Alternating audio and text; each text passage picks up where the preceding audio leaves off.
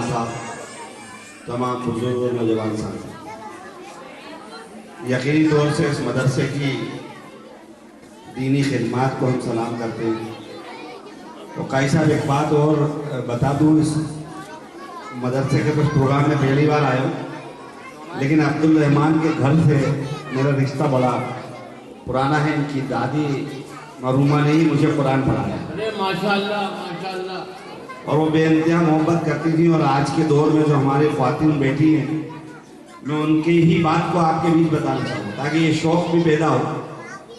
अब्दुल रहमान तो बहुत छोटे रहे होंगे, 1-2 साल भी या उनके सामने थे नहीं थे मुझे नहीं पता, क्योंकि मैं खुद ही लगभग 11-12 साल मेरी ज़िंदगी को हुए होंगे या 15 साल उस वक्त दुनिया से रुखसत हो गई होंगी। मैंने ऐसी ख्वातीन काई साहब नहीं देखा। अब्दुल रहमान साहब का घर ये है और दूसरे भाई का घर ये है, और बीच में वो रहती थी और ऐसा मकान था और उनकी कमर तक झुकी हुई थी, कमर भी उनकी झुकी थी। और उस वक्त उनकी उम्र रही होगी लगभग 70 साल के करीब। और उन्होंने पूरे बच्चों को कुरान पढ़ाया। मोहल्ले के एक बच्चे को बुलाती थी, कुरान सिखाने की फिक्र रखती थी, कुरान पढ़ाती थी और अपने हाथ से वो कमरबंद बुनती थी।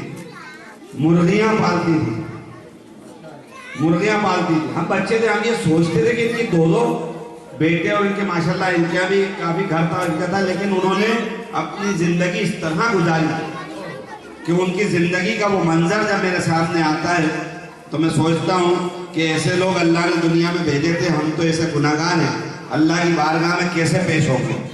जिनकी ज़िंदगी हमने देखी कि उन्होंने कमर झुके हुए, मुझसे बहुत ज़्यादा उनकी मोहब्बत थी।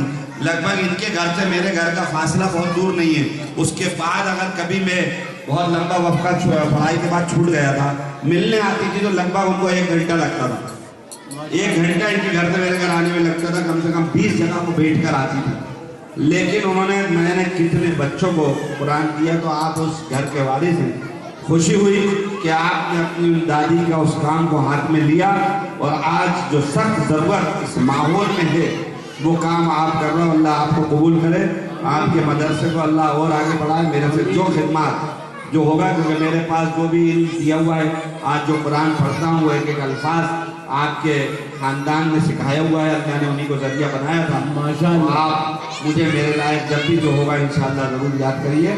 और बच्चियों से यही कहूँगा, जो बच्चियाँ अभी तराना पेश कर रही थी, कि ये बात सच है कि मुल्क में ज़रूरत भी है और समझदारी की ज़रूरत भी है। 2 बातें बच्चियों ने बड़ी अच्छी कही। एक तो आजकल नए मुफ्ती हो गए, ये बात सच है कि काई साहब भी बेचारे परेशान रहते हैं, हम लोग भी परेशान रहते हैं। जब मसला आ जाता है तो हम फिर काई साहब को परेशान करते हैं कि साहब कौन साहब है, इन्होंने एक फतवा ठोक दिया है।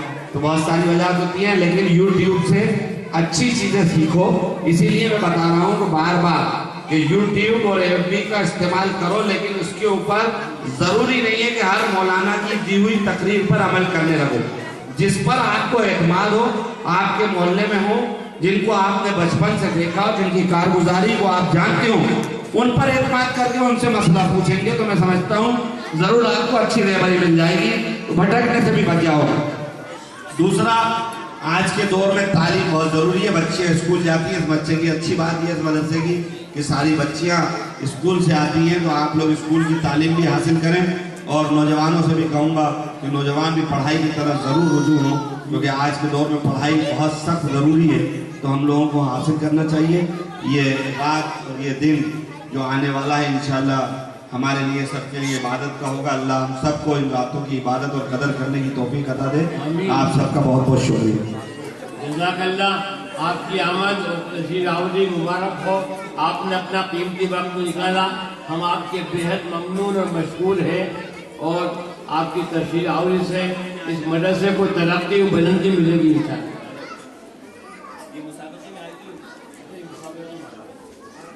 ये जो मुसाबक़े में जो उस्ताद साहिबान थे, उनको इनामात से नवाजा जा रहा है।